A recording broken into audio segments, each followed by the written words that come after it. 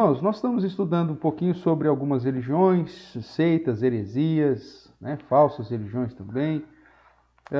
E nós começamos uma sequência agora sobre o espiritismo kardecista.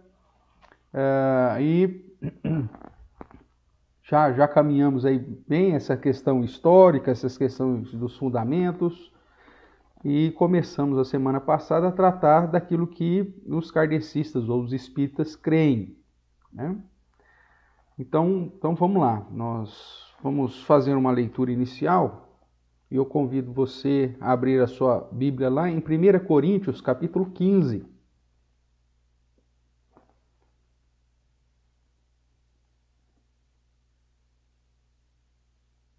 1 Coríntios, capítulo 15, que é um capítulo berço, que nós chamamos, né, da doutrina a respeito da ressurreição.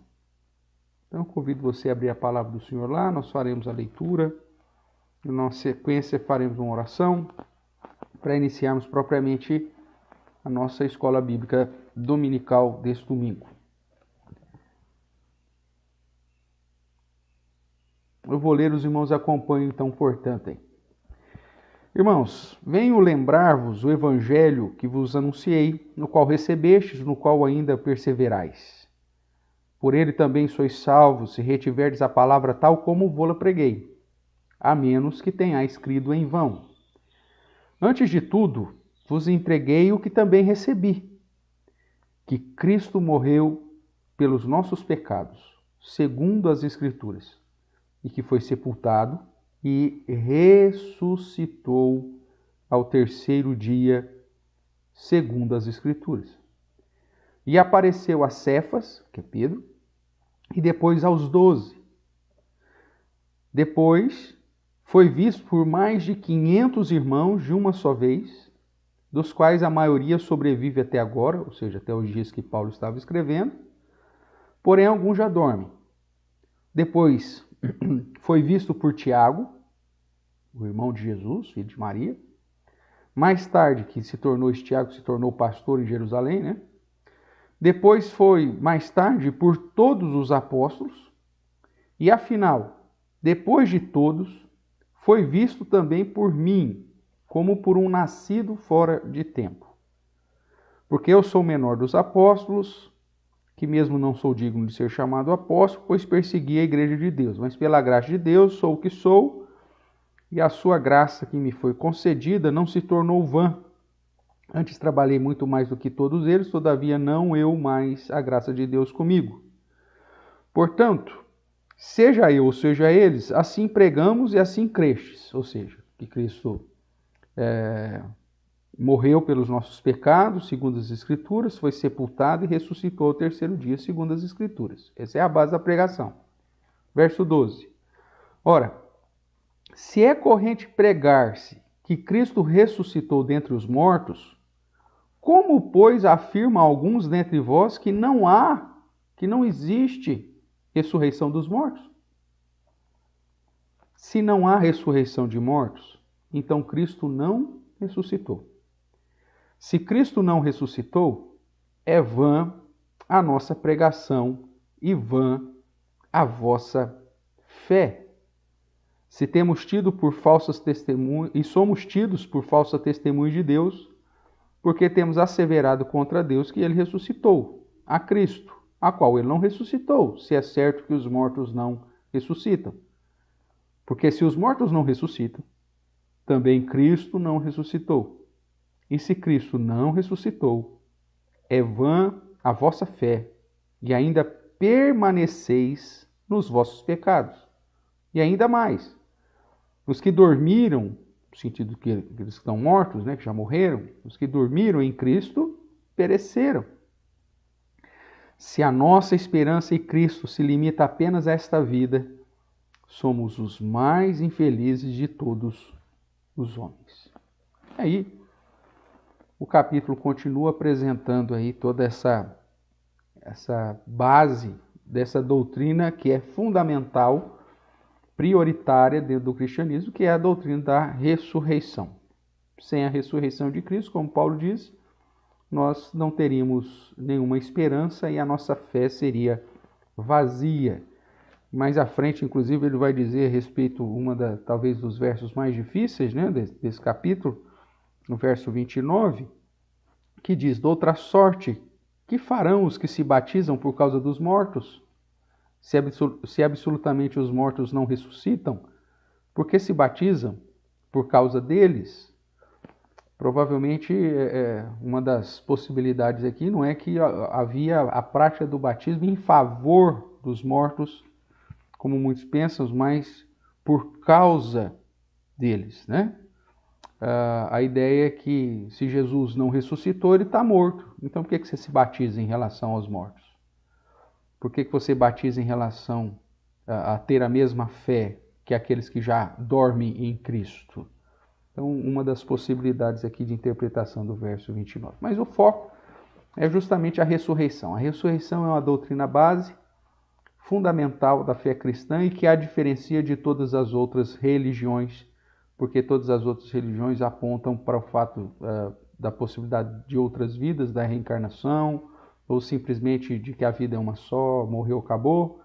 E o cristianismo enfatiza a ideia de que, como Cristo venceu a morte e ressuscitou, essa verdade será aplicada sobre todos aqueles que creem no seu nome para a vida eterna, e também sobre os ímpios será aplicada essa ressurreição para o juízo e a justiça eterna. Vamos orar então, irmãos, para iniciarmos, uma vez que já temos aqui o pano de fundo aí para a nossa aula dessa manhã.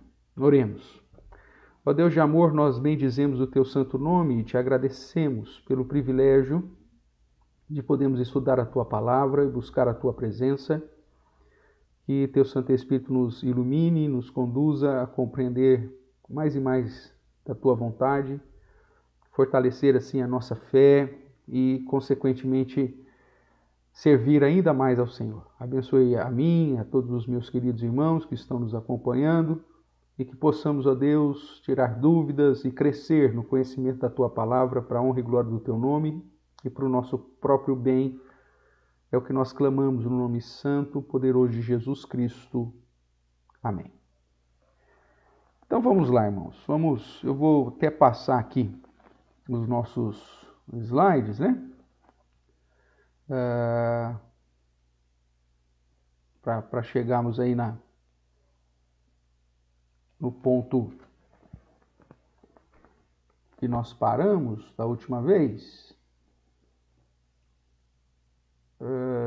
Vamos pôr a partir daqui.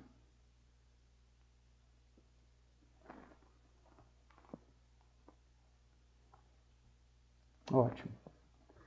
Então, tratando já, né, da crença dos espíritas kardecistas, então nós chegamos a 10 pontos principais aí que nós começamos a estudar semana passada.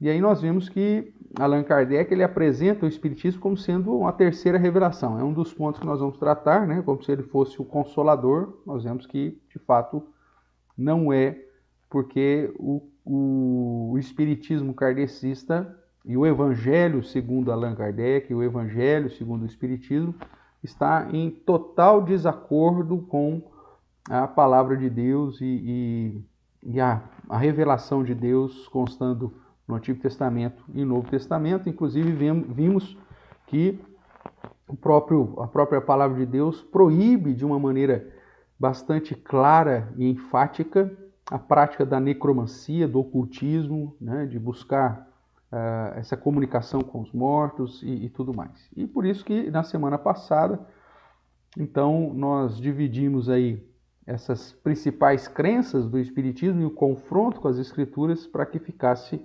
claro que o Espiritismo kardecista não tem nada a ver, não tem nada de cristianismo, na verdade, e que, portanto, é uma outra religião, uma outra postura, e que, inclusive, não serve ao Deus da Bíblia, e que isso nos conduz, então, a algumas conclusões bastante definitivas em relação a esta ciência filosófica religiosa como eles se apresentam, tá certo?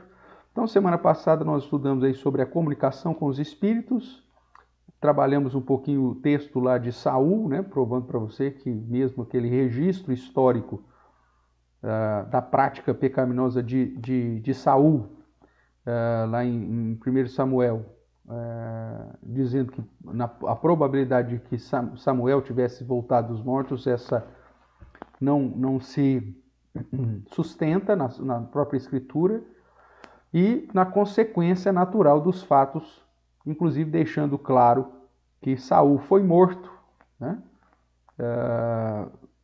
Como consequência do seu pecado de consultar, ou na tentativa de consultar os mortos. Ok? Hoje nós vamos então no segundo ponto aí, que é sobre a crença na reencarnação. Ok? Então, os espíritas kardecistas, pautados no Evangelho segundo Allan Kardec, ou segundo o Espiritismo, vão defender a ideia não da ressurreição.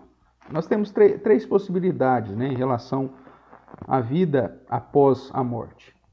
Existem aqueles que creem que a vida é uma só e morreu, acabou, o aniquilamento total aí, então as pessoas morrem, acabou, pronto, acabou.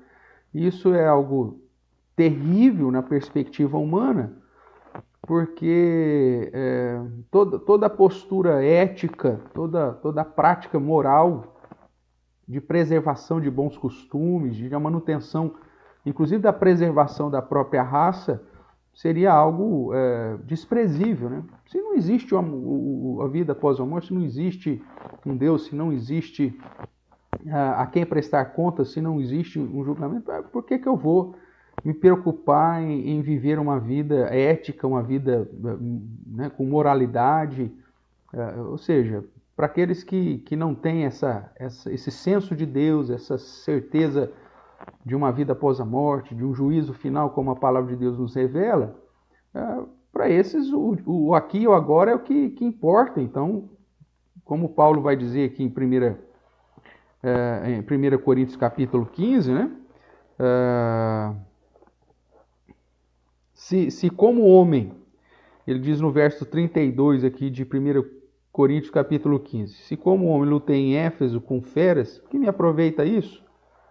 Se os mortos não ressuscitam, ou seja, se não tem essa perspectiva futura, comamos e bebamos, que amanhã morreremos. Ou seja, a vida perde o propósito, perde o foco, e aí vamos simplesmente satisfazer os nossos desejos hoje. Então você não tem que se preocupar com moralidade, você não tem que preocupar com aquilo que é pecado, o que não é. Se não existe amanhã, então vamos aproveitar o agora, aqui e agora. Então esse modo de pensar que despreza Deus, despreza o juízo, despreza a ressurreição, despreza as promessas bíblicas, né, de eternidade ou da eternidade, conduziria o homem a uma vida de barbárie, conduziria o homem a uma vida sem ética, sem moralidade.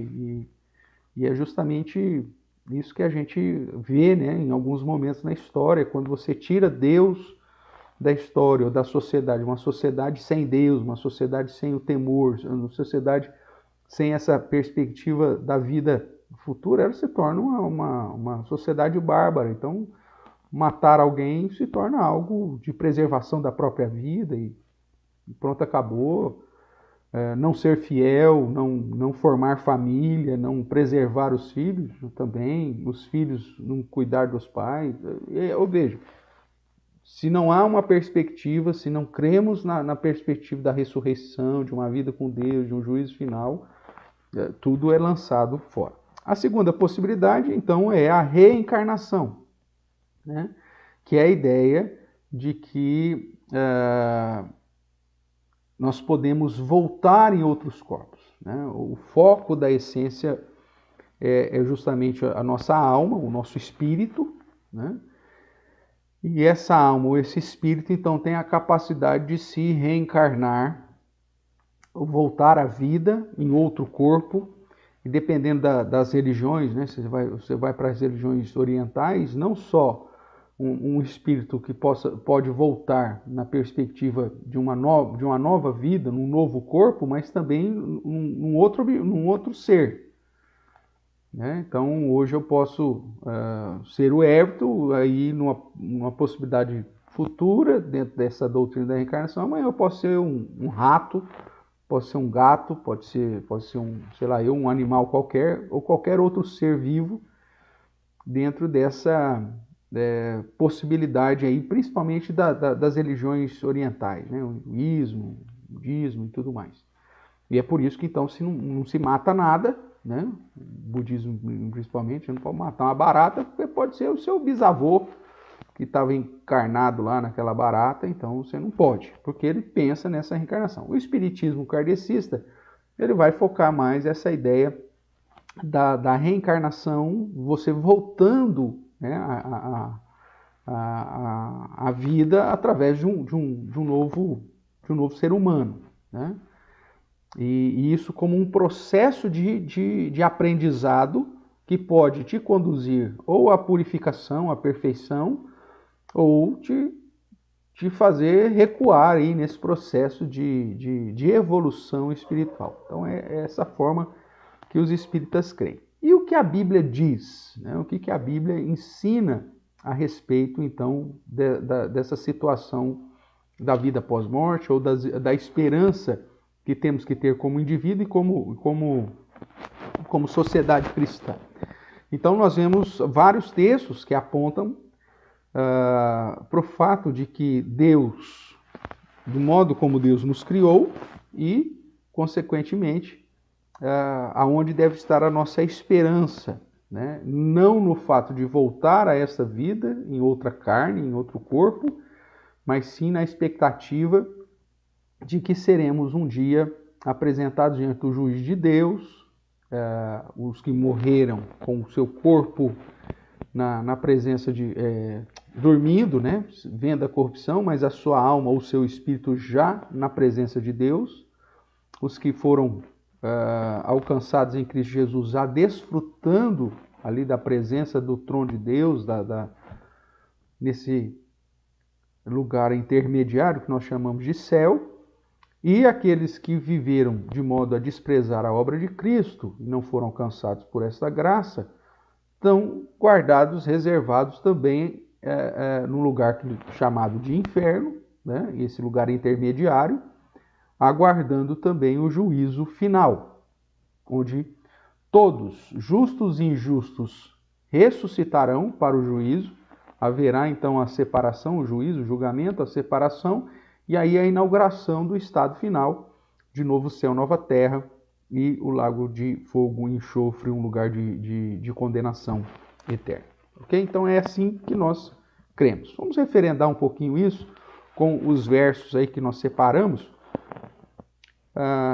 para avançar um pouquinho aqui no nosso estudo. 1 Coríntios 15 é o nosso texto base, a gente vai voltar a ele depois, mas vamos rever aí, ou vamos ver aí alguns versos importantes relacionados para entender aí sobre essa situação da reencarnação ou da ressurreição. O primeiro texto que eu separei aí, Eclesiastes, capítulo de número 12, onde Salomão, já no momento mais maduro da sua vida, né, no final da sua vida, escreve sobre a vaidade da vida, e aqui no capítulo 12 ele vai tratar a respeito dessa transitoriedade da vida, dessa fragilidade da vida humana. Ele vai descrever aqui a canseira e o enfado, né? Os anos nos quais dirás não tenho neles prazer, porque a velhice vai trazendo consequências para a nossa saúde, para o nosso físico, né?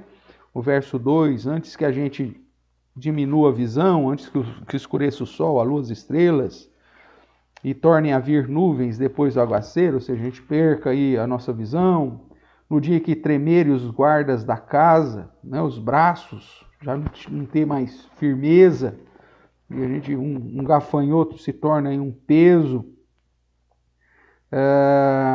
quando cessarem os moedores da tua boca, por já serem poucos, escurecerem os teus olhos nas janelas, os teus lábios com as portas da rua se fecharem, perda do apetite, né? No dia que não puder falar em alta voz, já ficar cansado, sem fôlego, e te levantares as vozes das aves e todas as harmonias, filhos da monte, de te diminuir a surdez, como também quando temeres o que é alto, te espantares no caminho, te esbranqueceres como floresce amendoeira, gafanhoto for um peso, perecer o apetite, porque vais à casa eterna. Os pranteadores andam rodeando pela praça. Então, nesse modo, né, que Salomão escreve aqui, mostrando a realidade da transitoriedade da vida, a fragilidade da vida, e de que com o passar do tempo a máquina, né, humana vai se deteriorando, e nós vamos vivendo aí de uma situação que vai nos conduzir, infelizmente, aí para a morte. É aí que ele aqui coloca como sinônimo, né, no verso 6 de Eclesiastes 12, antes que se rompa o fio de prata. Né, que jeito bonito, né, para falar que fulano morreu, né? Quando você for dar a notícia, fala, olha, rompeu o fio da prata do fulano. Então, um eufemismo aqui, né? Ou se despedace o copo de ouro, se quebre o cântaro junto à fonte.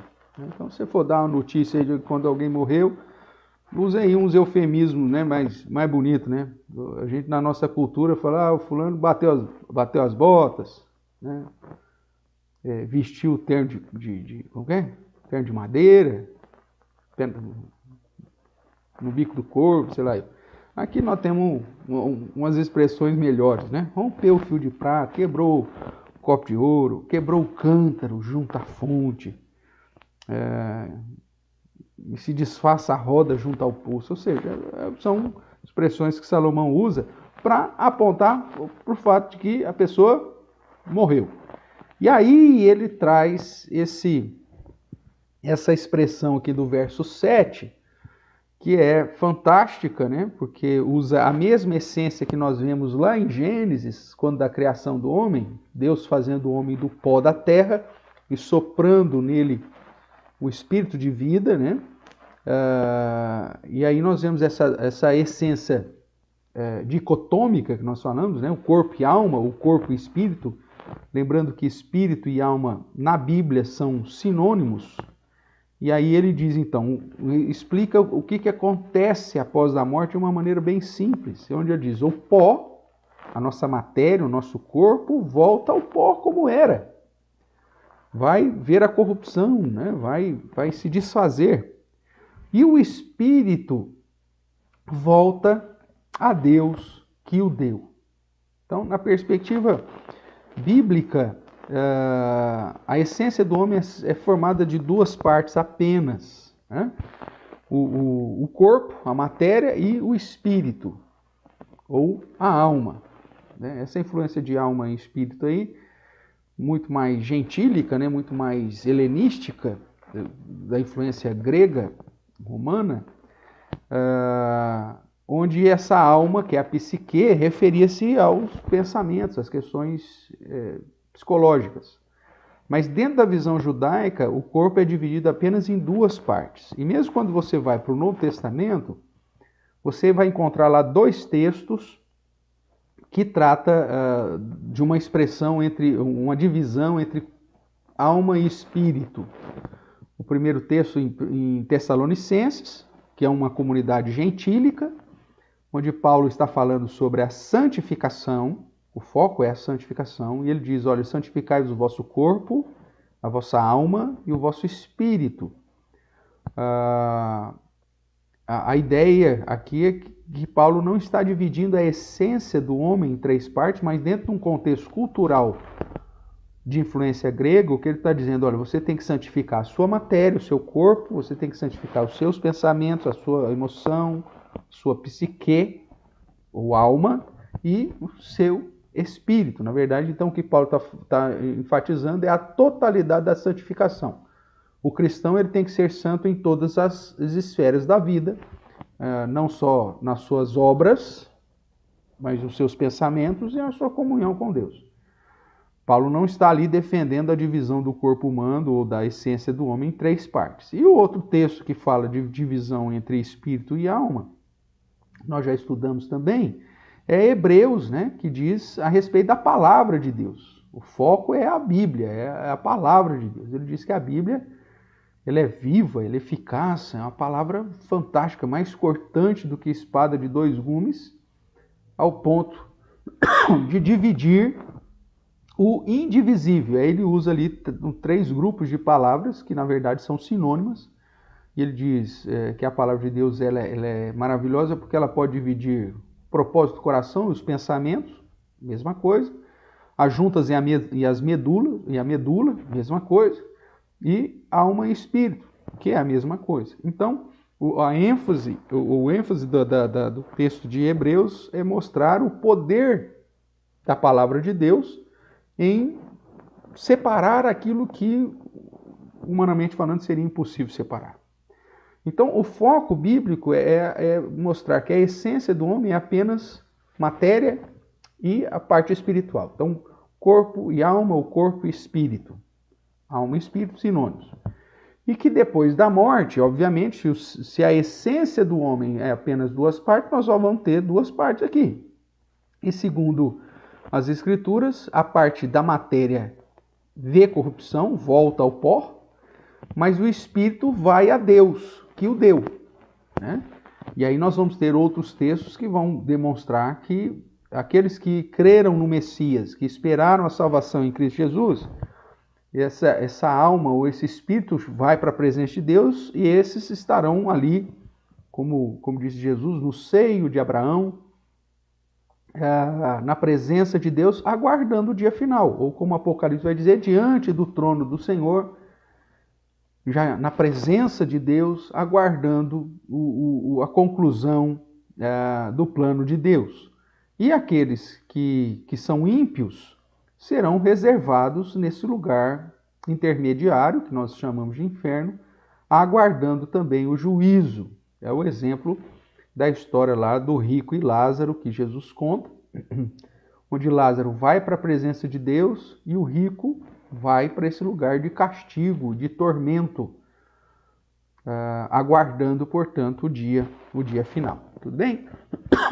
Um outro texto, né, que nós lemos a semana passada, e vamos relembrar aqui um pouquinho, Hebreus, né, capítulo 9, que vai dizer, o foco aqui é a obra de Jesus Cristo, realizada de uma vez por todas, né, o sacrifício dele não é repetitivo, mas ele realizou isso de uma vez por todas, e pautado nessa verdade de que Jesus de uma vez por todas aniquilou aí pelo seu sacrifício o pecado, então depois da morte não existe outra situação para o homem senão aguardar o juízo. Então Hebreus capítulo 9, o verso 27 vai dizer assim: e assim como aos homens está ordenado morrerem uma só vez, vindo depois disso o juízo. Assim também Cristo, tendo-se oferecido uma vez para sempre, para tirar o pecado de muitos, aparecerá segunda vez sem pecado aos que o aguardam para a salvação. Então veja, focando na obra de Cristo, em uma obra definitiva, uma obra única, né? Após isso, não existe a necessidade de Cristo apresentar-se em sacrifício várias vezes. Fazendo o contraste aqui com a doutrina espírita, né, se a reencarnação fosse uma possibilidade bíblica, Jesus teria que também se reencarnar várias vezes para, em cada momento, cumprir com a obra da redenção. Então imagine, né? De tempos em tempos apareceria Jesus reencarnado, tendo que se sacrificar em favor do pecado do seu povo. Isso seria ilógico dentro da perspectiva bíblica, uma vez de que a obra de Jesus ela é definitiva, única, e já foi realizada de uma vez por todas, e realizada em favor tanto daqueles que viveram antes dele, durante o período do ministério dele e posterior a ele. Por isso que lá em Atos você vai ver que não existe salvação fora de Jesus Cristo. E que aqueles que viveram antes foram salvos na crença que o Messias viria, na crença que Jesus viria. Os que viveram durante o ministério, crendo que ele era o próprio Messias encarnado, Deus encarnado, e nós que somos a geração posterior, crendo que Jesus veio como o Filho de Deus, o próprio Deus encarnado, o Messias prometido, e que realizou a obra de redenção na cruz do Calvário. Então, uma vez que Cristo realizou uma obra de uma vez por todas, a questão da realidade espiritual de cada ser humano é definida uma única vez. Então, aqueles que já morreram, verso 27, aos homens está ordenado morrerem uma só vez, vindo depois disso o juízo. Então, a perspectiva é sempre de apresentar para o juízo, e não uma possibilidade de voltar à vida reencarnado para tentar aí, pelos seus próprios méritos, alcançar uma evolução espiritual. A Bíblia diz que o homem está corrompido, ele é pecador, ele nasce em pecado, seja lá quantas vezes ele pudesse nascer, toda vez nasceria sob o pecado, e que, portanto, não tem condições por si só de alcançar, por seus próprios méritos, colocar entre aspas aqui, né, essa evolução, essa purificação ou essa justificação. Mas que somente através da obra de Jesus Cristo, realizada na cruz do Calvário, em nosso lugar, pagando a nossa dívida e aplicando sobre nós a sua redenção, é que alcançamos, portanto, a justificação e a vida com Deus. Mesmo que morramos hoje, ainda vamos ficar aguardando esse dia do juízo, como o nosso corpo na expectativa aqui da ressurreição, vendo a corrupção, voltando ao pó, e a nossa alma, o nosso espírito já na presença de Deus, já aguardando o cumprimento dos dias que o Senhor determinou para a aplicação do seu juízo final. Tá bom? Vamos lá para João capítulo 3. Lembrando que eu estou aqui com o chat aberto, viu, irmãos? Se você tiver alguma dúvida, digita aí para nós a sua pergunta e para nos auxiliar também e para junto caminharmos um pouco mais no estudo aqui. João capítulo 3, que é um dos textos que os espíritas usam para referendar a reencarnação. Então nós vamos já aproveitar para trabalhar um pouquinho aqui com esse texto. É o texto de Jesus falando com Nicodemos, né? Um dos principais dos judeus, e o tema que é novo nascimento, nascer de novo, que os espíritos interpretam de modo literal. Nascer de novo, é voltar ao ventre materno. E foi justamente essa pergunta que Nicodemos fez para Jesus, e Jesus falou: não, meu amigo, você é fariseu, você é líder dos judeus, você tem uma cabeça tão fechada desse jeito, o seu cabeçudo. Nascer de novo não é voltar ao ventre da sua mãe, não é reencarnar, meu amigo. Jesus fala isso claramente, mas as pessoas leem e não enxergam, né? Mas então vamos lá. Havia entre os fariseus um homem chamado Nicodemos, um dos principais dos judeus. Este de noite foi ter com Jesus e disse: Rabi, que significa mestre, o Rabone, né, se for no aramaico, sabemos que és mestre vindo da parte de Deus, porque ninguém pode fazer esses sinais que tu fazes se Deus não estiver com ele. A isto respondeu Jesus: em verdade te digo que se alguém não nascer de novo, não pode ver o reino de Deus. E aí então os espíritas pegam essa expressão nascer de novo como a ideia da reencarnação, como um modo de ir aprimorando o seu espírito para ver o reino de Deus. Então veja, Jesus diz que tem que nascer de novo, ponto. Espera aí, o texto continua, vamos lá. Perguntou-lhe Nicodemos: como pode um homem nascer sendo velho? pode porventura voltar ao ventre materno e nascer de novo? Ou nascer segunda vez? Olha a dúvida do cara. Respondeu Jesus: em verdade te digo, quem não nascer da água e do Espírito não pode entrar no reino de Deus. Meu Deus, o que significa isso? Calma aí. O que é nascido da carne é carne. E o que é nascido do Espírito é Espírito. Jesus está fazendo uma diferenciação. Quando você nasceu, né, você nasceu da carne. Seu espírito, na verdade, estava morto nos seus delitos e seus pecados. Havia uma morte espiritual. Mesmo que fisicamente você está vivo e seu espírito está ali, mas seu espírito está depravado, seu espírito está corrompido, seu espírito está manchado pelo pecado herdado de Adão. Essa é a ideia. E aí, não te admires de eu te dizer, importa-vos nascer de novo?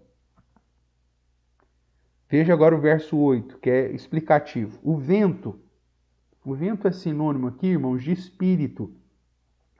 Tanto que no hebraico, se você for pesquisar,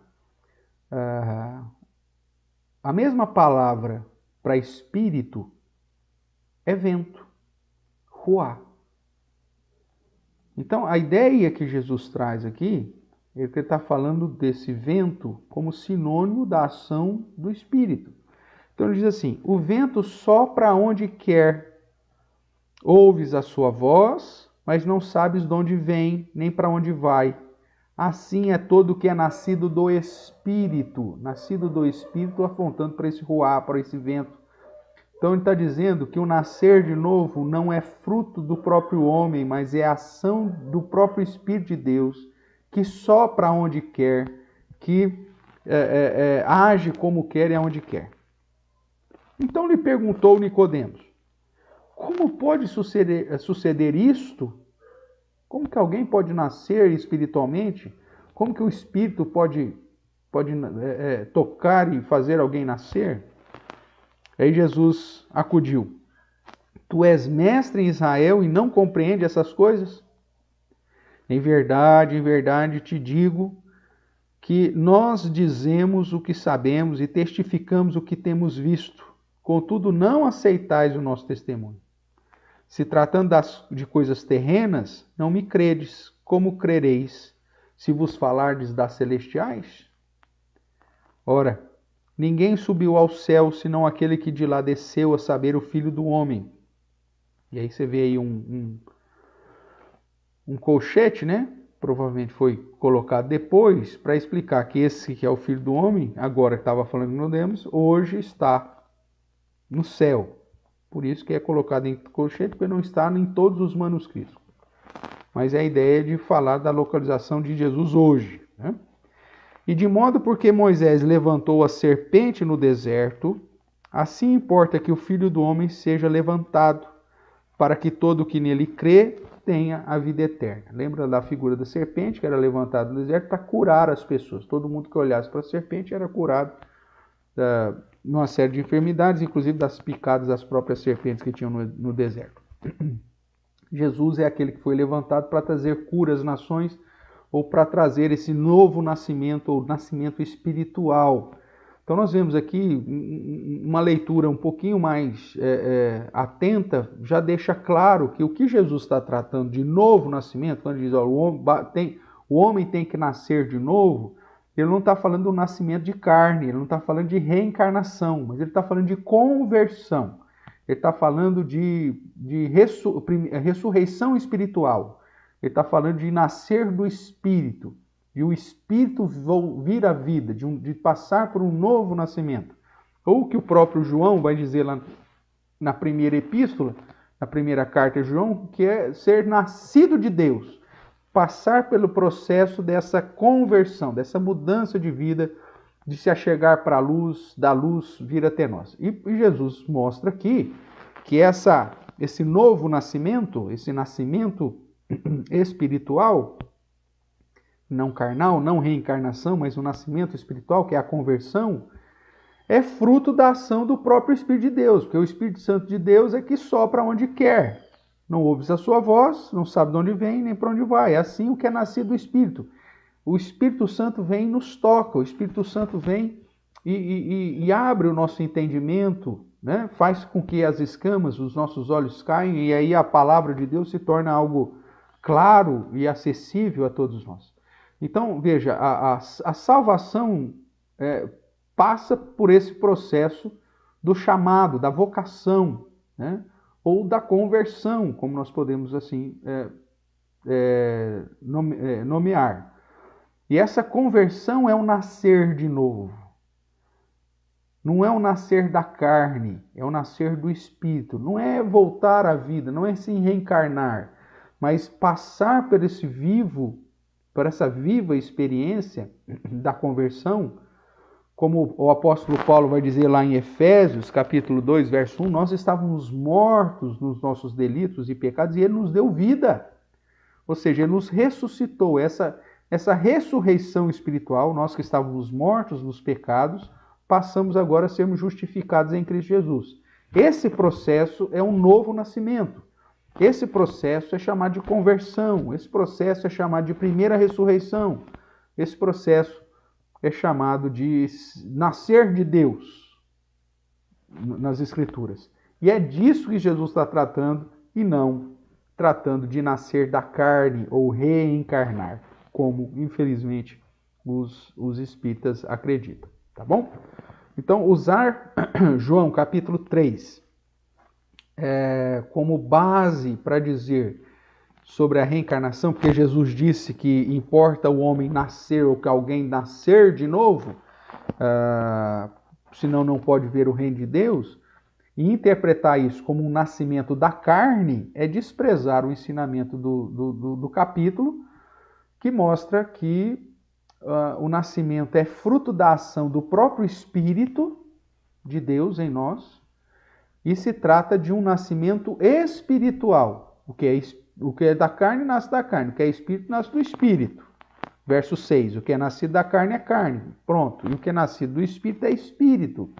E o foco aqui do ensinamento de Jesus é esse nascimento do espírito, que é a conversão, que é o ser alcançado pela graça de Deus, o ser tocado pelo Espírito de Deus que sopra onde quer e faz tudo conforme lhe apraz, em resgatar e trazer à vida essas pessoas que estavam espiritualmente mortas. Isso é o nascer de novo. Isso é a conversão, isso é esse processo do novo nascimento. Tudo bem? Nós já vimos 1 Coríntios 15, que é a doutrina da ressurreição, portanto, é a base da fé cristã, na esperança, né? Porque Cristo ressuscitou, que nós podemos crer que a ressurreição será uma realidade, justamente para nos conduzir ao juízo e ao estado final que Deus inaugurará logo após o juízo de todos os homens. Mas vamos caminhar aqui nos evangelhos ainda mais um pouco. Vamos dar uma olhada aqui em Lucas 16. Evangelho de Lucas, capítulo 16, que é a história do rico e Lázaro, que há uma certa discussão se isso era parábola, se isso, né? Porque Jesus, toda vez que vai se tratar de parábola, então dizia, olha, ensinou por parábola e tal.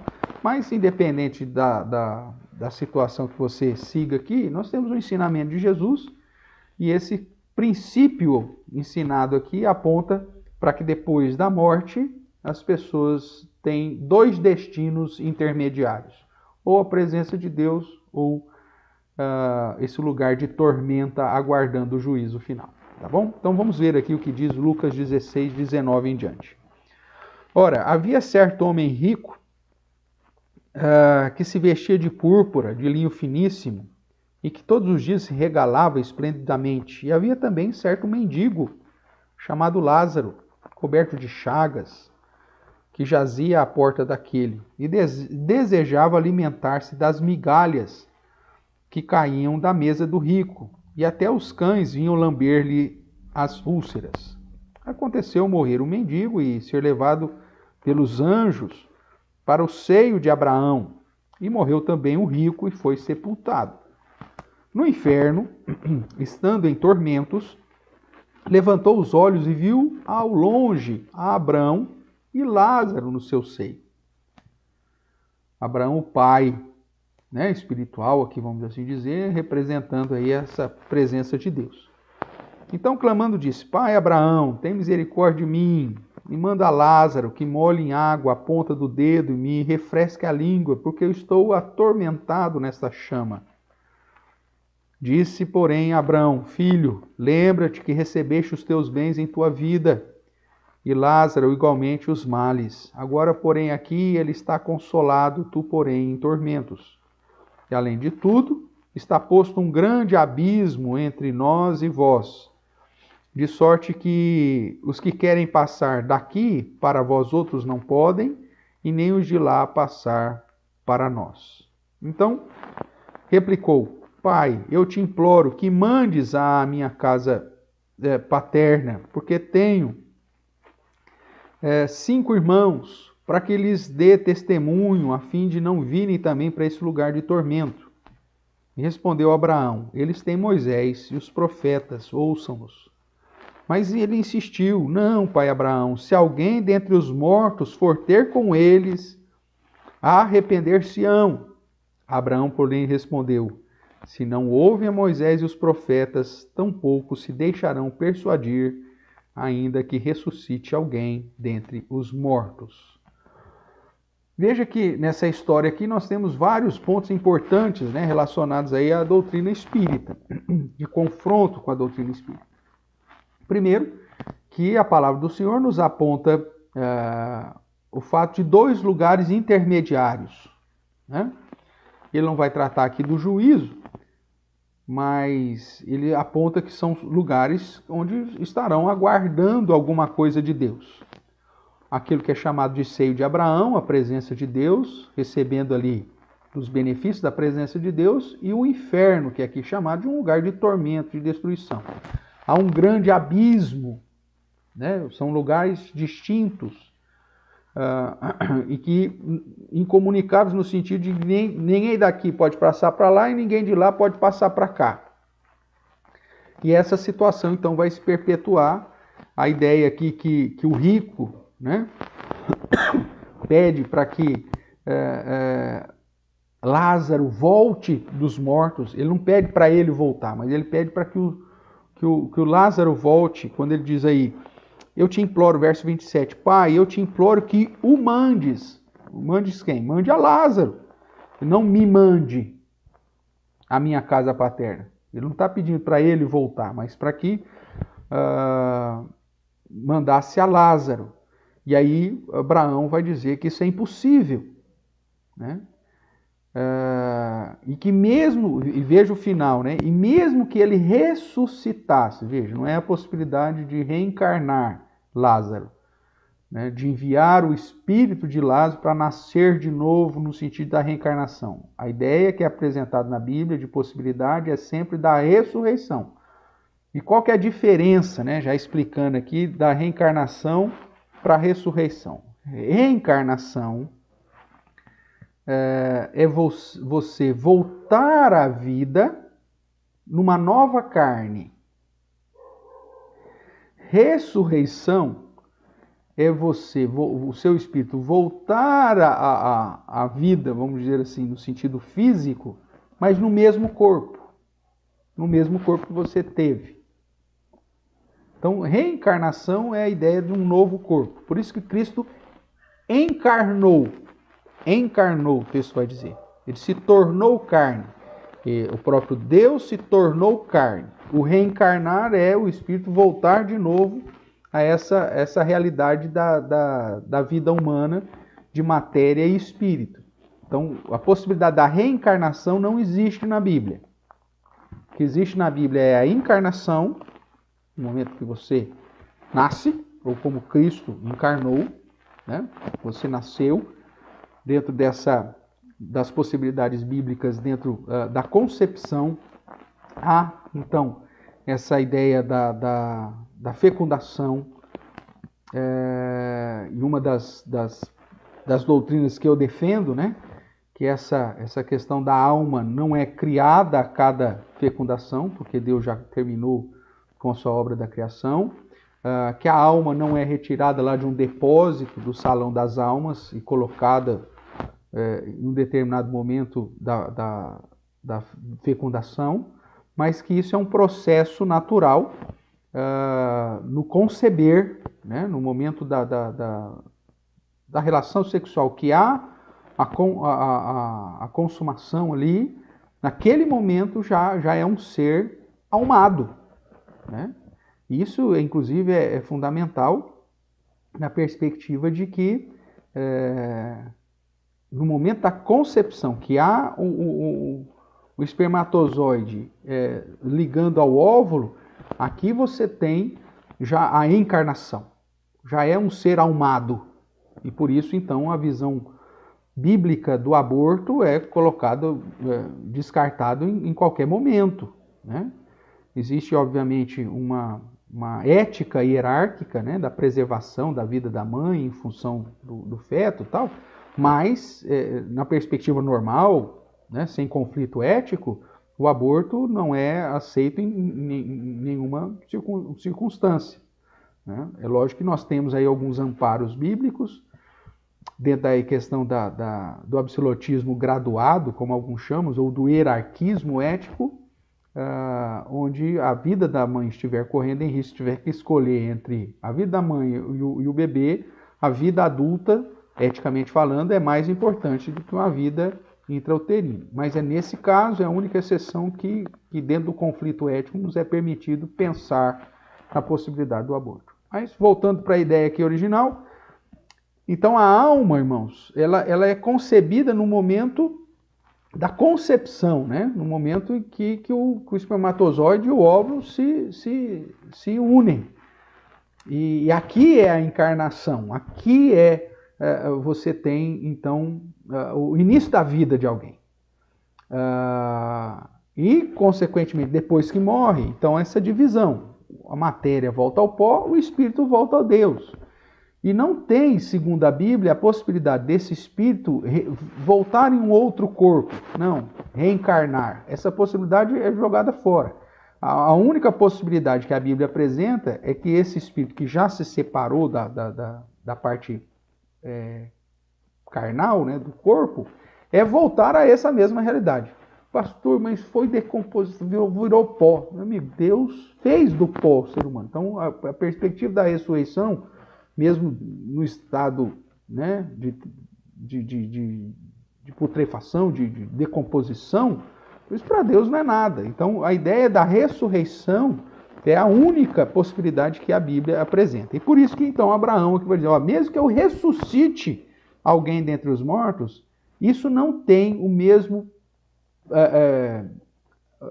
amparo, o mesmo poder do que Moisés e os profetas. O que significa dizer Moisés e os profetas? As escrituras. Então, o que Abraão está dizendo para o rico é o seguinte, não adianta eu trazer alguém de volta, trazer alguém dos mortos. Se eles não ouvem Moisés e os profetas, se eles não ouvem a palavra de Deus, não vai acontecer. Eles têm que ouvir a palavra. Se os seus 5 irmãos estiverem atentos ao que a palavra de Deus ensina, eles não reconhecer o Messias, eles não vão vir para cá. Essa é a ideia, portanto, que é apresentada aqui em Lucas, no capítulo 16. Então, verdades ou princípios que essa passagem nos traz. Primeiro, existem 2 lugares intermediários. O chamado seio de Abraão, ou céu, e o inferno, lugar de tormentos. Ambos vão ficar ali até o juízo final. Não há a possibilidade de passar de um lugar para o outro e não há a possibilidade do retorno dessas pessoas à vida. Morreu uma só vez, diz Hebreus, né? Ao homem importa morrer uma única vez, vindo depois disso o juízo. Ponto. Então, depois que você morre, no momento que você morre, o seu corpo volta ao pó, o seu espírito vai para um desses lugares. Se você está em Cristo Jesus, obviamente que você vai para o seio de Abraão.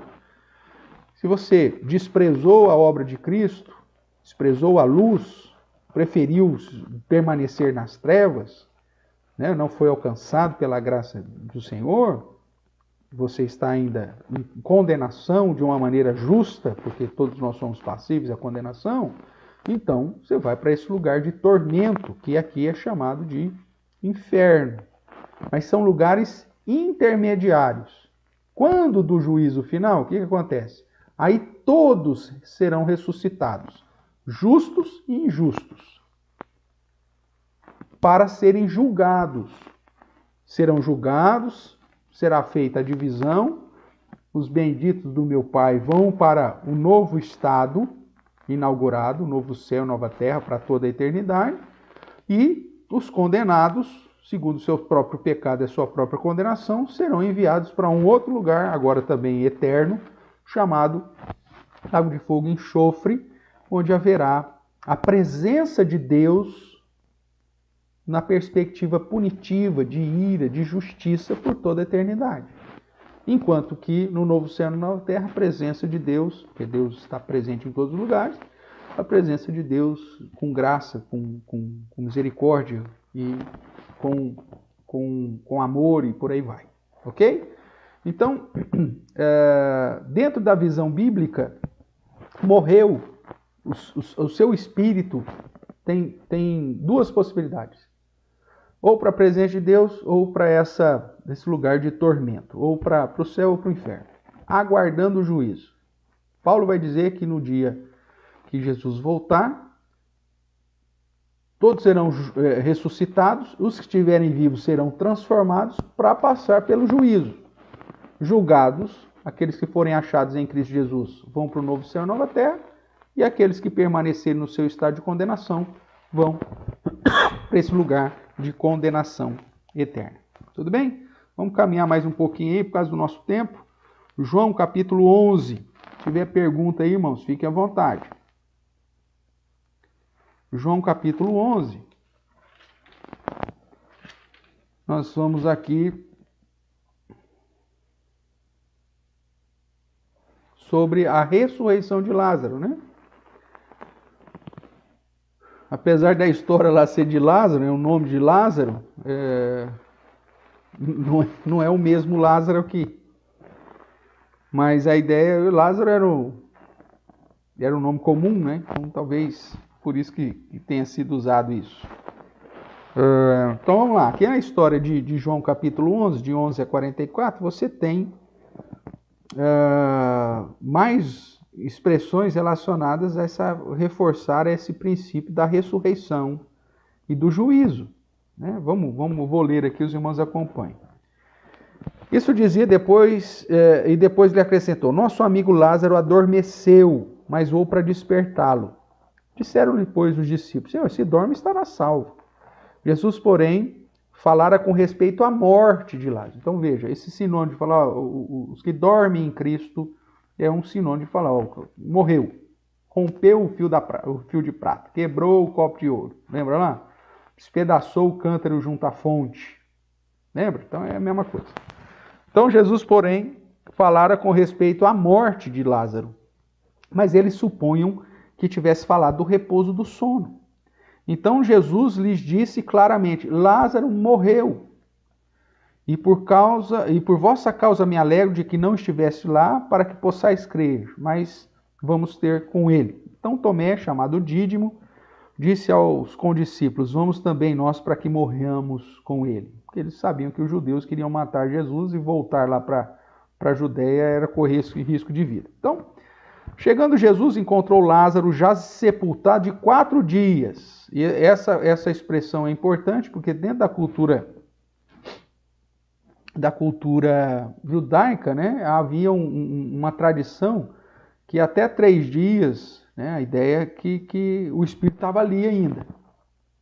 Mas 4 dias já não tinha mais jeito. Então, essa questão do 4 dias é importante até para quebrar uma tradição judaica.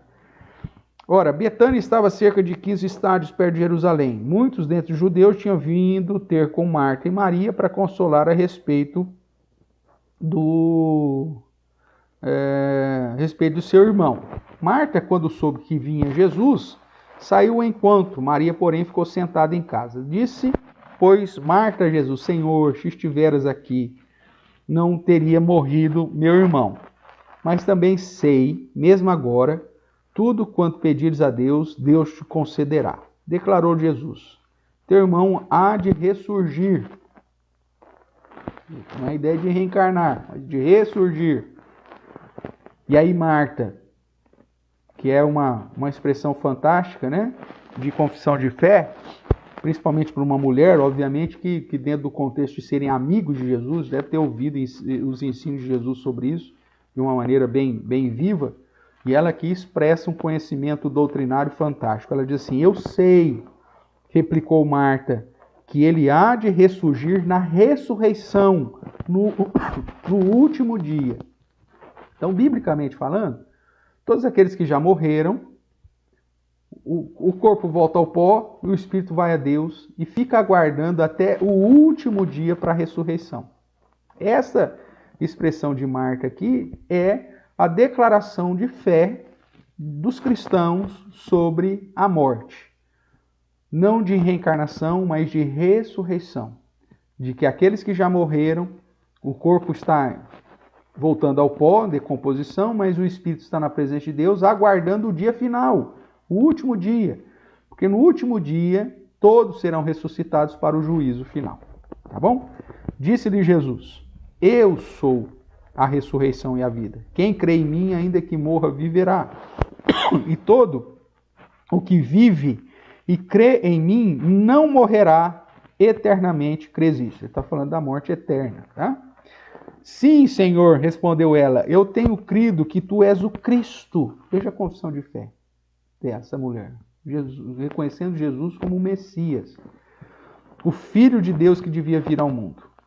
Tendo dito isso, retirou-se e chamou Maria, sua irmã, e lhe disse em particular: o mestre chegou e te chama. Ela, ouvindo isso, levantou-se depressa e foi ter com ele, pois Jesus ainda não tinha entrado na aldeia, mas permanecia onde Marta se avistara com ele. Os judeus que estavam com Maria em casa e a consolavam, vendo-a levantar-se depressa e sair, seguiram-na, supondo que ela ia ao túmulo para chorar. Quando Maria chegou ao lugar onde estava Jesus, ao vê-lo, lançou-se-lhe aos pés, dizendo: Senhor, se estiveras aqui, meu irmão não teria morrido. Olha a certeza que elas tinham do poder de Jesus, né? Jesus, vendo-a chorar, e bem assim os judeus que a acompanhavam, agitou-se em espírito, se comoveu, se compadeceu, essa é a ideia. E perguntou: onde o sepultaste? Eles lhe responderam: Senhor, vem ver. Jesus chorou. Então disseram os judeus: vê quanto o amava. Mas alguns objetaram: não podia ele, que abriu os olhos aos cegos, fazer que este não morresse? Jesus, agitando-se novamente em si, encaminhou-se para o túmulo, e era este uma gruta, a cuja entrada tinha posto uma pedra. Então ordenou Jesus: tirai a pedra. E disse-lhe Marta, irmã do morto: Senhor, já cheira mal, porque já é de 4 dias. Respondeu-lhe Jesus: não te disse eu que, se creres, verás a glória de Deus? Tiraram então a pedra. E Jesus, levantando os olhos para o céu, disse: Pai, graças te dou porque me ouvistes. Aliás, eu sabia que sempre me ouves, mas assim falei por causa da multidão presente, para que creiam que tu me enviaste. E tendo dito isso, exclamou em alta voz: Lázaro, vem para fora. E saiu aquele que estivera morto, tendo os pés e as mãos ligados com ataduras e o rosto envolto num lenço. Então lhes ordenou Jesus: desatai-o e deixai-o ir. Então nós vemos aqui um momento espetacular do ministério terreno de Jesus, da ressurreição de Lázaro, depois de 4 dias, mostrando o poder de Jesus sobre a morte e sobre a vida, e que aponta, portanto, a ideia da ressurreição, reforça essa ideia. Ele não confronta Marta quando ela diz a respeito da sua crença, ela diz: é isso mesmo, mas se você crer, você vai ver que a glória de Deus hoje, dentro do propósito do ministério terreno de Jesus, e aí você vê Lázaro então ressuscitando. Obviamente que depois você tem um registro, inclusive Lázaro também morre, né? A ressurreição nesse primeiro momento, como manifestação do milagre de Jesus, é um milagre temporário, né? As pessoas voltavam à vida, mas passariam novamente pela morte, essa separação do corpo e da alma. Mas no dia final, quando da ressurreição do último dia, então isso será em definitivo. E aí a pergunta que surge, né? E como que vai ser essa ressurreição? Aí 1 Coríntios vai responder que essa ressurreição é num corpo incorruptível.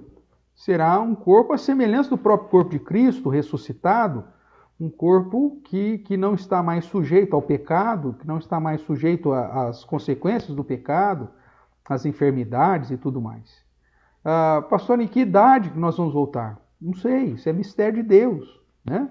Mas a ideia é que seremos ressuscitados segundo a semelhança de Cristo, num corpo espiritual, que é tangível, ao exemplo do corpo de Cristo, podia se tocar naquele corpo, porém, era um corpo com atribuições diferentes de um corpo físico como o nosso. Jesus entrava num lugar com as portas fechadas e abertas. De repente estava em Jerusalém e aparecia lá na Galileia, né, instantaneamente. Então é um corpo que é tangível, inclusive comia um peixinho assado lá com os meninos, com os discípulos, com os apóstolos, um melzinho e tal. Só que ao mesmo tempo não era preso às limitações físicas. Então é mistério de Deus, irmãos. Mas aponta para esse poder de Deus e para essa promessa de uma ressurreição final nesse corpo espiritual, incorruptível, que não verá mais corrupção, ou seja, não passará mais pela morte e que estará preparado, inclusive, para adentrar o novo céu e a nova terra nesse processo do completar da obra de Deus na vida dos seus. Tudo bem? Vamos lá, vamos caminhar mais um pouco aqui. Então nós já vimos que a Bíblia nos apresenta que após a morte existem dois lugares distintos, né, intermediários, mas também aponta para essa ideia do final, do estado final, de uma ressurreição do último dia. E aí vamos ver aí alguns textos aí que nos apontam para explicar como que será essa ressurreição em relação a quem, né? Vamos lá primeiramente para 1 de Pedro. 1 Pedro, capítulo 3, verso 18.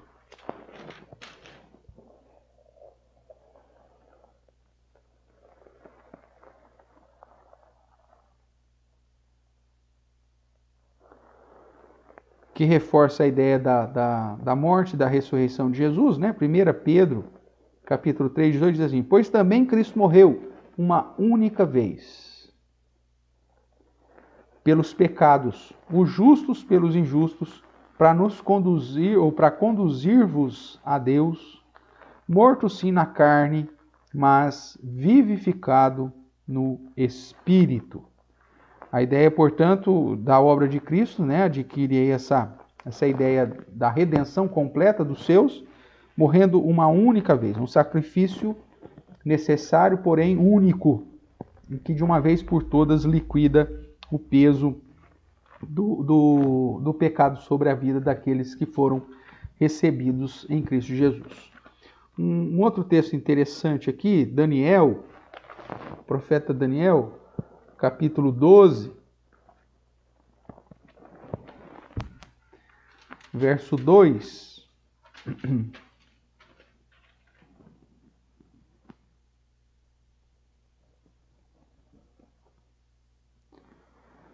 Dentro aqui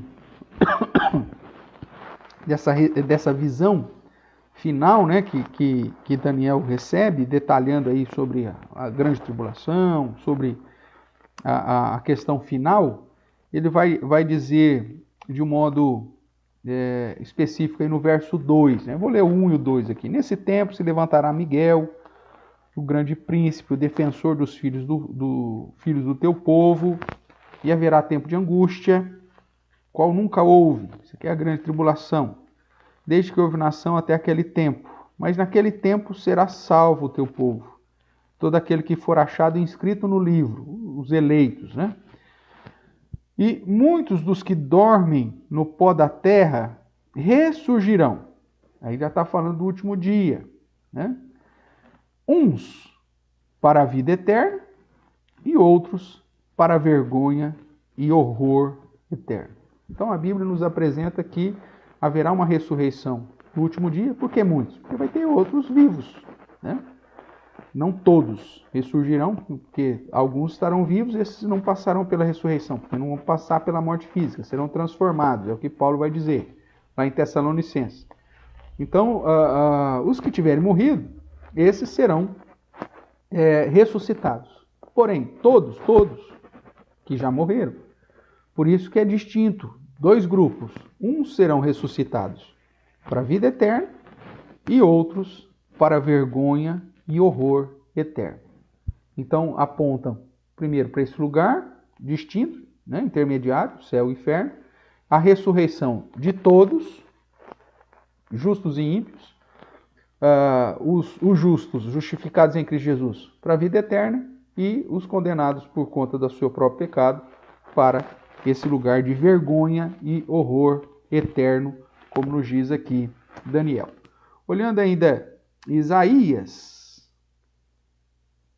vamos lá, Isaías capítulo 26, verso 19.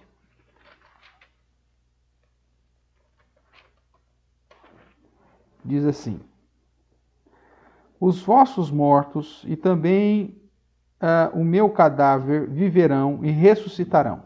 Despertai e exultai, o que habitais no pó, porque o teu orvalho, ó Deus, será como orvalho de vida, e a terra dará a luz aos seus mortos.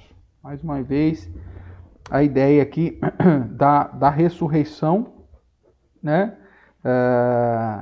Uma declaração a respeito dessa ressurreição do corpo. Então a Bíblia sempre vai enfatizar essa ideia da ressurreição. Oséias, capítulo 6, verso 2. Uma ideia mais espiritual aqui, né? Relacionado aí à restauração da nação, mas ele usa em termos de ressurreição, né? Depois de 2 dias nos revigorará e ao terceiro dia nos levantará e viveremos diante dele. Então, essa ideia da ressurreição espiritual do povo, né? Essa conversão do povo, mas sempre a Bíblia usa tanto no nascimento espiritual, que é a conversão, o nascer de novo, lá que nós vimos em João 3, que Paulo vai dizer que nós somos ressuscitados em Cristo, lá em Efésios capítulo 2. Aponta para essa primeira ressurreição, que é a ressurreição espiritual. E a segunda ressurreição, que é a ressurreição física, que será a final para todos, para o juízo final. É o que Apocalipse lá depois vai tratar. A primeira ressurreição, quem passou pela primeira ressurreição não passa pela segunda morte. Por quê? Aqueles que foram convertidos não pesam o peso da condenação eterna, a segunda morte, né? Mas aqueles que não passaram pela primeira ressurreição serão ressuscitados fisicamente. Quem não passou pela ressurreição espiritual vai passar pela ressurreição física no dia final, porém para a segunda morte, que é para a condenação. Então é um jogo de palavras lá, mas que aponta para essa realidade da Bíblia de ressurreição. Seja quando ela trata das questões espirituais, ressurreição. Quando ela trata da questão física, apontando para o dia final, ressurreição também. Então, João capítulo 5, caminhando aí para o final desses textos que eu separei, existem vários outros, irmãos, obviamente, mas esses eu acredito serem os mais importantes para fundamentar aqui a nossa fé. João capítulo 5, verso 28 vai dizer assim: não vos maravilheis disso, porque vem a hora em que todos os que se acham nos túmulos ouvirão a sua voz e sairão. Os que tiverem feito o bem para a ressurreição da vida e os que tiverem praticado o mal para a ressurreição do juízo. Então a ressurreição física é sempre para justos e injustos. Então aqueles que na interpretação apocalíptica, né, diz que a primeira ressurreição refere-se aos crentes e a segunda ressurreição refere-se aos ímpios, na verdade estão errados, porque ali em Apocalipse se retrata da primeira ressurreição, refere-se à conversão, à ressurreição física, e a segunda ressurreição, a ressurreição espiritual, e a segunda ressurreição é a ressurreição física, tanto de justos quanto de injustos. Tá bom? Vamos ainda ver mais um pouquinho aqui. Atos, capítulo 24, verso 15.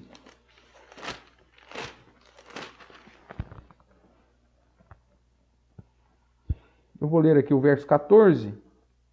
Paulo, porém, falando assim, né? Porém, confesso-te que, segundo o caminho, a quem chamam seita, assim eu sirvo a Deus de nossos pais, acreditando em todas as coisas que esteja de acordo com a lei e nos escritos dos profetas, Moisés e os profetas, que é sinônimo de escritura.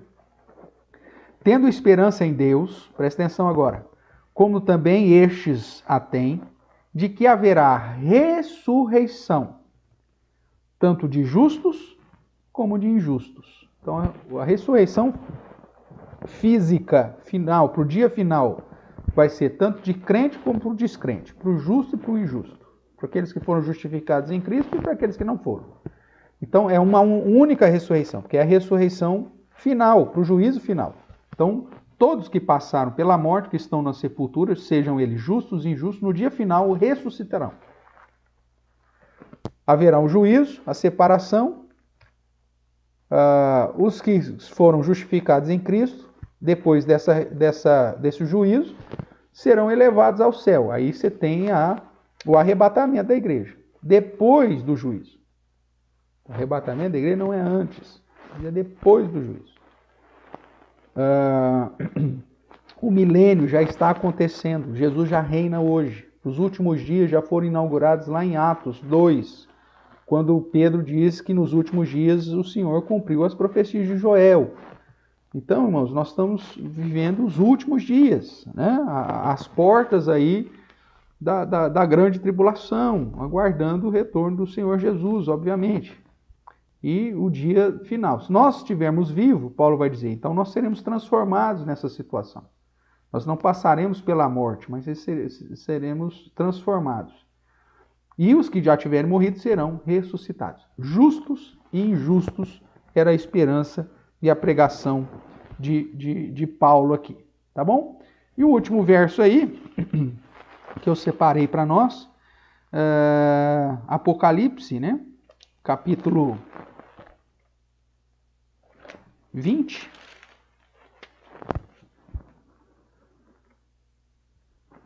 Que é o texto que eu falo lá sobre a primeira ressurreição e a segunda ressurreição. Preste atenção aqui, por favor, diz assim: bem-aventurado e santo, feliz e santo, é aquele que tem parte na primeira ressurreição.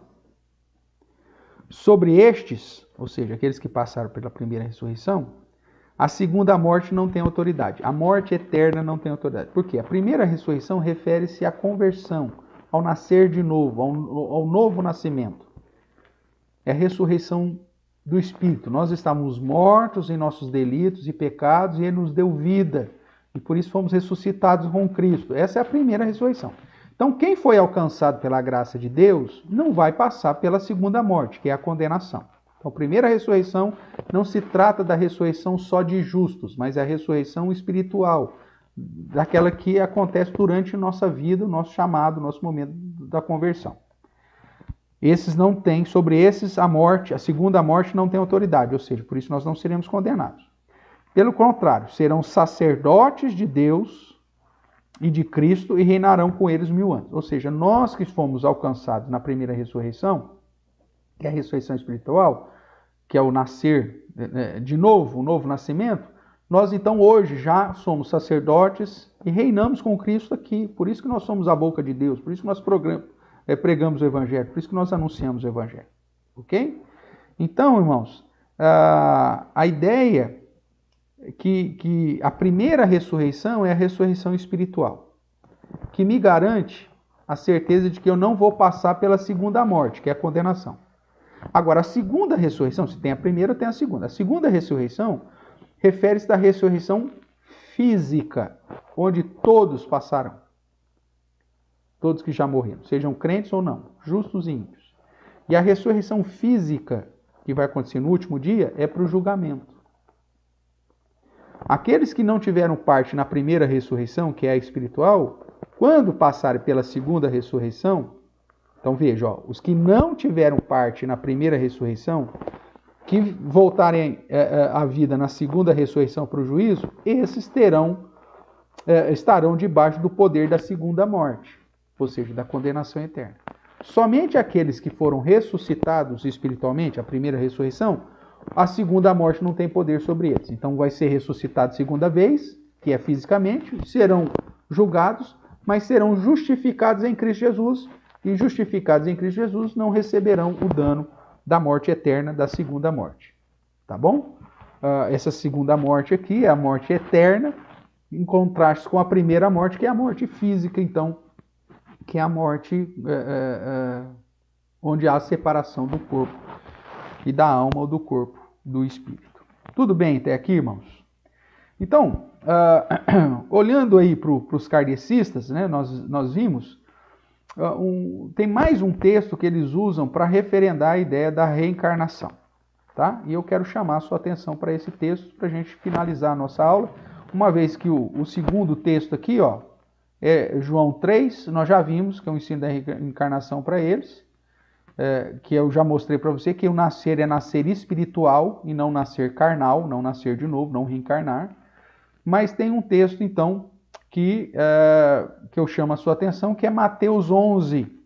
E aí nós precisamos fazer aqui uma sequência para que você também entenda que esse texto não está falando sobre reencarnação. Vamos lá, Mateus, eu convido para a gente finalizar, então, abrir a palavra, uma palavra em Mateus 11. O Tarso faz uma pergunta. Nós vamos já trabalhar com isso, o Tarso. Mas eu só peço para a gente não perder a sequência aqui. Mateus 11, depois eu te respondo aí, tá bom? Vamos lá então. Mateus 11, nós temos aqui o verso 12 em diante, que é dito assim: desde os dias de João Batista até agora, o reino dos céus é tomado por esforço. Os que se esforçam se apoderam dele. Por quê? Porque exigia o batismo de arrependimento. Era a ideia do homem ir e receber o batismo. Batismo esse de arrependimento que Jesus Cristo recebe em meu lugar, e por isso que nós não precisamos mais desse batismo. Há uma diferença entre o batismo de João e o batismo de Jesus Cristo. O batismo de João para remissão de pecados, arrependimento. Por isso a ideia de que havia esse esforço, as pessoas tinham que ir até João se arrepender. E agora Jesus, mesmo sem pecado nenhum, recebe esse batismo como o meu representante para cumprir a justiça, ou seja, para me justificar. E agora eu não preciso mais receber esse batismo de João, que era de lavagem, que era de imersão, mas eu recebo o batismo de Jesus, que é o sinal da aliança, substituindo a circuncisão, que mostra que eu estou em aliança com Deus e que Deus promete ser o meu Deus e o Deus da minha descendência. Nós já estudamos isso em outro momento. Mas o foco aqui é esse, então. Aí, ele diz, então, desde os dias de João até agora, o reino dos céus é tomado por esforço, os que se esforçam se apoderam dele, porque todos os profetas e a lei profetizaram até João. Então, João é tido como o último profeta. E se o quereis reconhecer, ele mesmo é Elias, que estava por vir. Quem tem ouvidos para ouvir, ouça. Então, veja aqui. Aí os espíritas pegam, está vendo? Ó, João Batista, o texto diz que ele mesmo é Elias. Então é a reencarnação de Elias. É a interpretação que os espíritas fazem. Só que o que a Bíblia diz é que o ministério de João Batista era semelhante ao ministério de Elias. O que João Batista encarnou em si, vamos assim dizer, é o ministério de Elias. Um ministério profético para conduzir o povo a voltar para Deus. E não que João Batista é a encarnação ou a reencarnação de Elias. Por quê? Porque outros textos comprovam que não era. Vamos aqui mesmo para Mateus 17. Depois nós vamos ver 2 Reis, mas vamos ver aqui para Mateus 17, verso 1 a 6. 6 dias depois, tomou Jesus consigo a Pedro e aos irmãos Tiago e João e os levou em particular a um alto monte. E foi transfigurado diante deles. O seu rosto resplandecia como o sol e as suas vestes tornaram-se brancas como a luz. E eis que lhe apareceram, eis que lhe apareceram Moisés e Elias, a lei e os profetas, essa é a ideia, falando com ele. Espera aí. Se Elias apareceu, por que não apareceu João Batista? Uma vez que João já tinha morrido, foi a última, entre aspas, aqui, a última encarnação desse Espírito, foi João Batista. Por que não veio João Batista e veio Elias? Primeiro, porque Elias não morreu. João Batista não pode ser a encarnação de Elias, porque para João Batista ser a encarnação de Elias, Elias tinha que ter morrido. E a Bíblia diz que Elias não morreu, Elias foi levado aos céus. Então, como alguém pode se encarnar de um espírito que não desencarnou? Não existe essa possibilidade. E aqui nós vemos Moisés representando a lei e Elias representando os profetas. É um texto que mostra que Jesus tem o referendar, que é a encarnação de tudo aquilo que a lei e os profetas ensinaram. E mesmo que nesse momento haja, portanto, aparece Moisés e Elias falando com ele, você tem aqui a expressão de um servo de Deus, Moisés, esse morreu, mas foi levado, né? Então sua alma, né? E você tem Elias, que não morreu, mas que aponta, irmãos, para uma manifestação sobrenatural de que a lei e os profetas referendam Jesus como Messias. Simples isso. Isso não está em desacordo com as Escrituras. Agora, dizer que João Batista é Elias no sentido de encarnação cria um problema, inclusive, para o próprio Espiritismo, porque a Bíblia diz que Elias não morreu. Elias não morreu. Vamos ver isso? Vamos ver o texto lá de 2 Reis.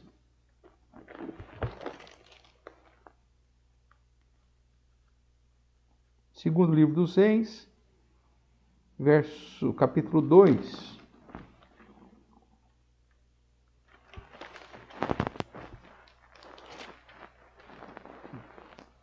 Verso 11. Vou ler o verso 10, tá bom? Tornou-se Elias, dura coisa pediste. Todavia, se me vires quando for tomado de ti, assim se fará. Porém, se não me vires, não se fará. Indo eles andando e falando, eis que um carro de fogo com cavalos de fogo os separou um do outro. Aqui no caso, Eliseu, né? Separou um do outro. E Elias subiu ao céu num redemoinho. Então, essa carruagem de fogo, carro de fogo, com cavalos de fogo, elevou Elias. Elias não passou pela morte, mas foi assunto aos céus. O verso 1 aqui, do capítulo 2, diz, quando estava o Senhor para tomar Elias ao céu por um redemoinho, Elias partiu para Gilgal em companhia de Eliseu. Então a Bíblia diz que Elias não morreu. Ele não desencarnou, ele não morreu, não passou pela morte. Se ele não passou pela morte, como que João Batista pode ser a encarnação de Elias se ele não desencarnou?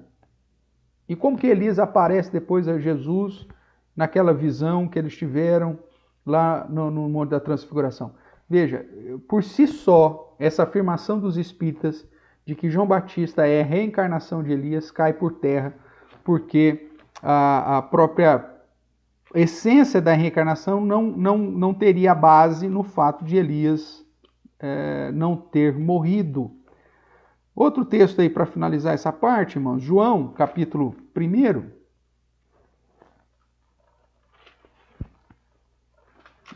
O Evangelho de João, capítulo 1, verso 19. Nós vamos ver a própria confissão de João, né? Então diz assim, João capítulo 1, verso 19. Este foi o testemunho de João, quando os judeus lhe enviaram de Jerusalém sacerdotes e levitas para lhe perguntarem, quem és tu? Ele confessou e não negou. Confessou, eu não sou o Cristo. Então lhe perguntaram: quem és, pois? És tu Elias? E ele disse: não sou. És tu o profeta? Esse profeta refere-se ao profeta prometido lá pela lei, que aponta para Jesus, né? Que aponta para o Messias. Então, quando diz: és tu o profeta, o artigo aqui definido, ele respondeu: não. Então veja, o próprio João Batista diz que não é a encarnação de Elias. Elias não morreu, então não pode, dentro da própria lógica da reencarnação, se um espírito não passou pela morte, ele não pode se reencarnar, ele ainda está no corpo de Elias. E nós vemos o texto bíblico dizendo que Elias então foi assunto ao céu, não passou pela morte. E quando dá transfiguração, é Elias que aparece e não João Batista, porque se fosse o mesmo espírito, a ideia é que o último encarnado é que apareceria, então estaria fora também de toda a conexão que os espíritas defendem. Então, o texto de Mateus 11 não serve para referendar a reencarnação. O texto de João 3 também não serve para referendar a reencarnação. A doutrina da reencarnação é antibíblica. Consequentemente, é um ensino contrário ao que as Escrituras dizem. Se nós temos a Bíblia como regra de fé e prática, como revelação especial de Deus, então tudo aquilo que vai contra a revelação especial de Deus tem que ser considerado algo que não vem de Deus e algo que conflita com a própria postura de Deus, porque Deus é imutável, ele não mente, ele não traria uma revelação para um grupo e uma revelação distinta para outro, mesmo porque só existe salvação em Cristo Jesus, é o único caminho. Tudo bem?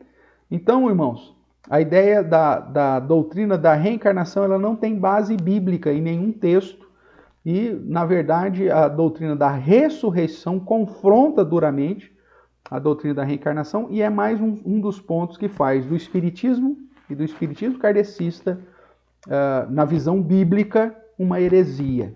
Na visão bíblica, um falso ensino que, portanto, não tem o amparo das Escrituras e muito menos do Deus revelado nas Escrituras como sendo uma religião verdadeira. Tá bom? Semana que vem, se Deus quiser, a gente continua aqui falando dessas crenças, né? Entrando aí sobre o sofrimento ou a salvação pela força, pelos méritos, e, se Deus permitir, aí também sobre algumas outras crenças da doutrina espírita. Tá bom? Vamos lá então às perguntas. De trás para frente aqui, o Abner pôs: assim como Elias, João Batista confrontou o pecado do governo vigente e foi perseguido. Isso mesmo, né? O ministério, o foco aqui que João Batista exerce um ministério idêntico ao ministério de Elias. Por isso ele é comparado como Elias. Ele veio como Elias, porque o seu ministério era tão profético quanto o profético de Elias e de confronto, né?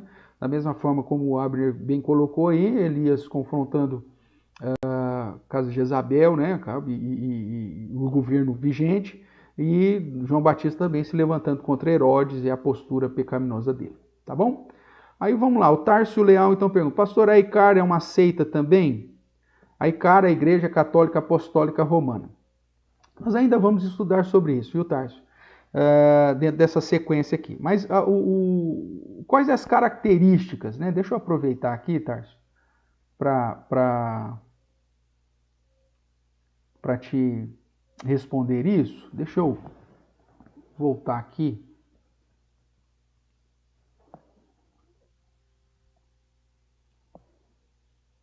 Deixa eu ver o que eu fiz aqui. É isso aqui que eu quero. Então, quando nós vemos aqui no início, quais as características de uma seita ou falsa religião, Tarso? Primeiro, a Bíblia não é a única regra de fé e prática. Então, nós sempre temos algo a acrescentar. Nova revelação, tradição, experiência e expressão. Então, como que eu posso, não só a ICAR ou qualquer outra igreja, como que eu posso avaliar se ela é uma seita ou não? A Bíblia tem que ser a única regra de fé e prática. É assim que a Bíblia diz. As Escrituras é inspirada por Deus e útil para a educação, para a repreensão, para a correção, para a educação, para o ensino, né? Para o ensino, para a repreensão, para a correção e educação na justiça. Então a Bíblia é a única regra de fé e prática. Qualquer coisa que iguale a Bíblia ou se coloque acima da Bíblia deve ser rechaçado. Seja ela nova revelação, seja tradições, seja experiências pessoais. Então, qualquer religião que diz que a Bíblia é a palavra de Deus, mas que existe uma nova revelação acima ou igual à Bíblia, os Mormons, nova revelação lá do Anjo Morrone, o Ellen White, igual ou superior à Bíblia, ao Corão, no islamismo, superior à Bíblia, ou no Espiritismo, né, o Evangelho segundo Allan Kardec, né, com revelação acima da Bíblia.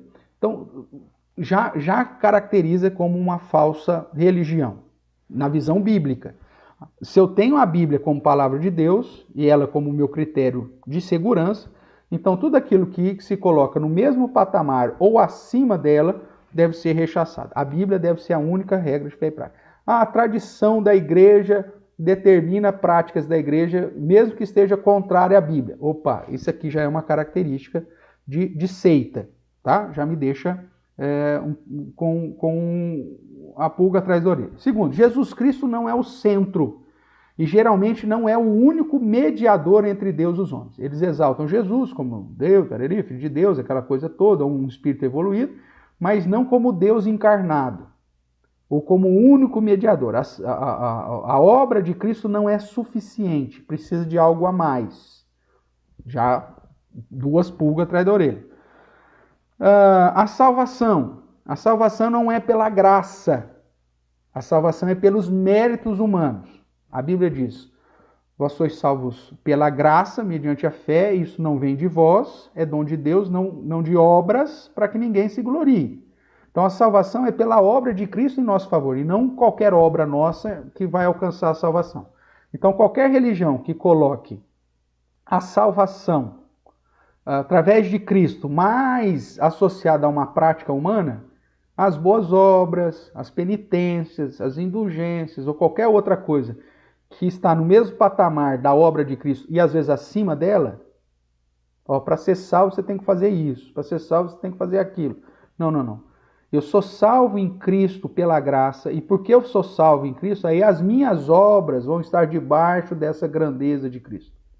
Mas se uma religião coloca as obras no mesmo patamar de Jesus, ou até acima de Jesus, terceira pulga atrás da orelha aí, tá bom? E a interpretação da liderança e os novos escritos tem mais autoridade da Bíblia, ou seja, a autoridade da liderança e determinação dessa liderança sobrepõe algum ensinamento bíblico como autoridade, já me coloca então isso como características de falsa religião. Então, respondendo a pergunta, Tarso, seja a Igreja Católica Apostólica Romana, seja qualquer outra religião, seja o islamismo, o que você tem que fazer é pegar essas características essenciais, fundamentais da fé cristã e confrontar. Pega a religião e confronta. O que a Bíblia é para ela? Não, ela é só mais um livro. Existem outros acima da Bíblia. Deixa fora. A postura de tradição e determinação da liderança sobrepõe a Bíblia. Deixa de lado. A salvação é por méritos. Eu tenho que fazer alguma coisa para alcançar a salvação. Está acima da obra de Cristo. Deixa de lado. Então, com esses critérios, você vai ter condição de responder a sua própria pergunta à medida que você vai estudando sobre as características doutrinárias dessa igreja. Como que é a salvação dentro da ICAR? Qual que é a autoridade da Bíblia sobre a ICAR? A liderança, quando determina alguma coisa, tem poder superior à das Escrituras? A obra de Jesus é mediatória ou tem mais alguém que serve como mediador? Ou seja, você vai ter vários pontos aí que vai te auxiliar a responder a pergunta e declarar se aquilo é seita ou não. Tá bom?